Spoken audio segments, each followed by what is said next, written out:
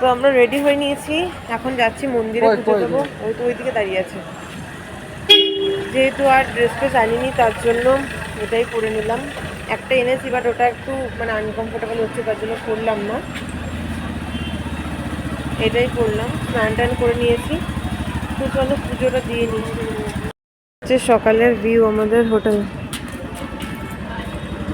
দিয়ে দিলাম মায়ের পুজো। আর এত ভিড় ছিল যে ভিডিও আর করা হয়নি মাঝে। তো ভেতরে আমরা ঢুকতে পারিনি, এতটাই লাইন ছিল।